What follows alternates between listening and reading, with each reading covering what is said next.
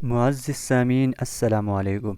آج کی ویڈیو میں ہم بتائیں گے محمود غزنوی کے بارے میں، محمود غزنوی کی عدل و انصاف کے بارے میں۔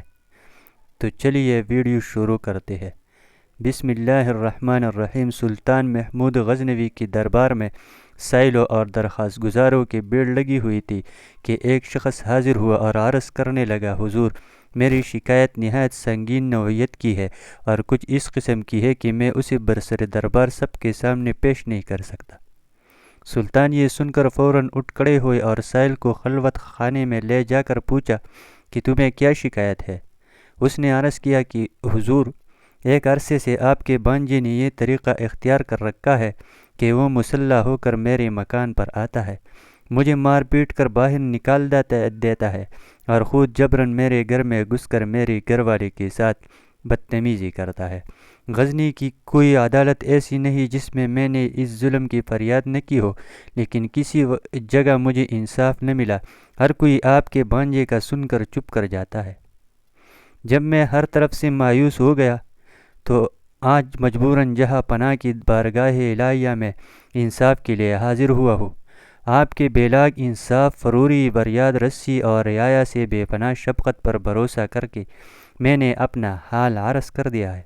خالق حقیقی نے آپ کو اپنی مخلوق کا محافظ و نگہبان بنایا ہے۔ قیامت میں رعایا اور کمزوروں پر مظالم کے نتیجے میں آپ خدائے قہار کے روبرو جوابدہ ہوں گے۔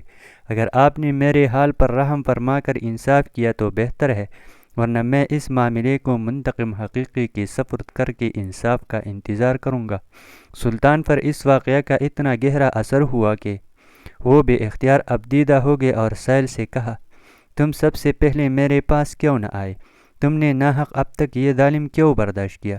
سائل نے عرض کیا، حضور، میں کافی عرصہ سے اس کوشش میں تھا کہ کسی طرح بارگاہ سلطانی تک پہنچ پاؤں، مگر دربانوں اور چوبداروں کی رکاوٹوں نے کامیاب نہ ہونے دیا۔ اللہ ہی جانتا ہے کہ آج بھی کس تدبیر سے یہاں تک پہنچا ہوں۔ سلطان نے سائل کو اطمینان اور دلاسا دے کر تاکید کی کہ اس ملاقات اور گفتگو کا کسی سے ذکر نہ کرنا، اور اب جس وقت بھی وہ شخص دوبارہ تمہارے گھر آئے، اسی وقت مجھے اس کی اطلاع کر دینا۔ میں اس کو ایسی عبرتناک سزا دوں گا کہ آئندہ دوسروں کو ایسے مظالم کرنے کی جرأت نہ ہو سکے گی۔ سائل نے عرض کیا، حضور، مجھ جیسے غریب کے لیے یہ کیسے ممکن ہو سکے گا کہ جب چاہو بلا کسی مزاحمت کی خدمت سلطانی میں حاضر ہو جاؤ اور مطلع کر سکوں۔ سلطان نے یہ سن کر دربانیوں کو طلب کیا اور سائل کو ان سے روشناس کرا کے حکم دیا، یہ شخص جس وقت بھی آئے فوراً ہمارے پاس پہنچا دیا جائے اور کسی طرح مزاحمت نہ کی جائے۔ اس ملاقات کے بعد دو راتیں گزر گئی مگر سائل نہ آیا۔ سلطان کو تشویش ہوئی کہ نہ معلوم اس غریب کو کیا حادثہ پیش آیا ہوگا۔ وہ اسی فکر میں پریشان تھے کہ تیسری رات کو سائل دوڑتا ہوا آستانہ شاہی پر آ پہنچا۔ اطلاع ملتی ہی سلطان نے فی الفور سواری نکالی اور سائل کے ہمراہ اس کے گھر پہنچ کر اپنی آنکھوں سے وہ سب کچھ دیکھ لیا جو سائل نے انہیں بتلایا تھا۔ اس کے بعد سلطان نے 3 کام کیے۔ نمبر 1، کمرے میں شمع جل رہی تھی، سلطان نے شمع گل کر دی اور خود خنجر نکال کر اس بدکار کا سر اڑا دیا۔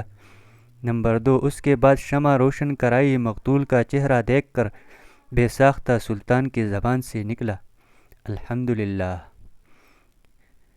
پھر سائل سے کہا کہ پانی لاؤ۔ سائل جلدی سے پانی لایا تو سلطان نے پانی پی کر سائل سے کہا کہ اب اطمینان سے اپنے گھر میں آرام کرو، انشاءاللہ اب کبھی بھی تمہیں کوئی تکلیف نہ پہنچے گی۔ میری وجہ سے اب تک تم پر جو ظلم ہوا، خدا کے لیے اس پر مجھے معاف کر دینا۔ یہ کہہ کر سلطان محمود غزنوی رخصت ہونا ہی چاہتا تھا کہ سائل نے دامن پکڑ کر عرض کیا، حضور والا، آپ نے جس طرح ایک مظلوم کے ساتھ انصاف فرمایا، حتیٰ کہ اپنے قرابت داری و خون کا بھی خیال نہ کیا، اللہ تعالیٰ آپ کو اس کی جزائے خیر عطا فرمائے اور اجر عظیم عنایت فرمائے۔ اگر اجازت مرحمت فرمائی جائے تو ایک بات معلوم کرنا چاہتا ہوں کہ آپ نے پہلے شمع گل کروائی، پھر روشنی کرا کر مقتول کا سر دیکھ کر الحمدللہ فرمایا اور اس کے فوراً بعد پانی طلب فرمایا، اس کی کیا وجہ تھی؟ سلطان نے وجہ ٹالنا چاہا مگر سائل کے اصرار پر اسے بتلانا ہی پڑا۔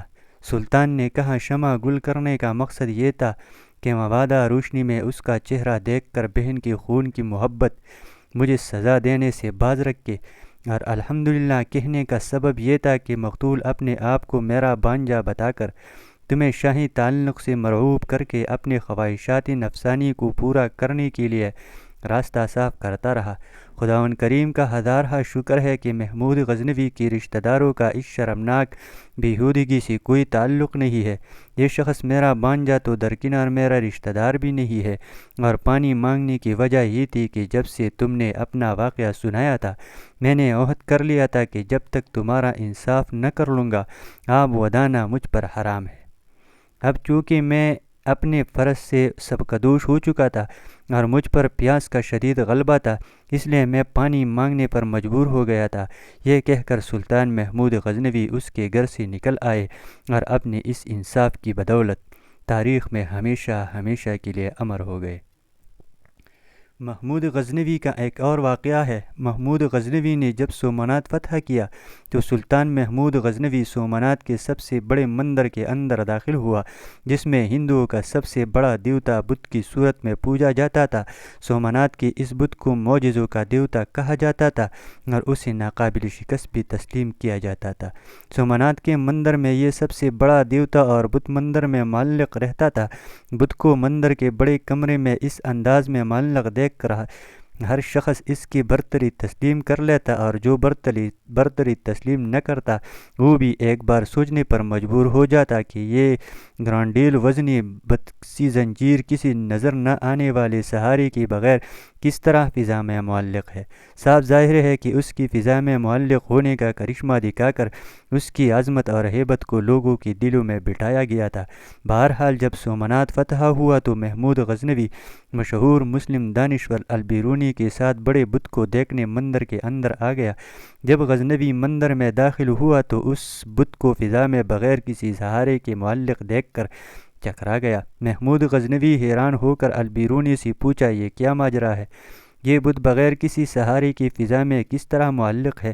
البیرونی نے چند لمحے سوچا، پھر ادب سے بولا، سلطان معظم اس مندر کے چھت کے اس طرف سے چند اینٹیں نکلوا دے۔ سلطان کے حکم پر چند اینٹیں نکالی گئی۔ جب چھت سے البیرونی کی بتائی ہوئی جگہ سے کچھ اینٹیں نکالی گئی تو سومنات کا فضا میں معلق بت یکدم ایک طرف جھک گیا اور زمین سے قریب تر آ گیا۔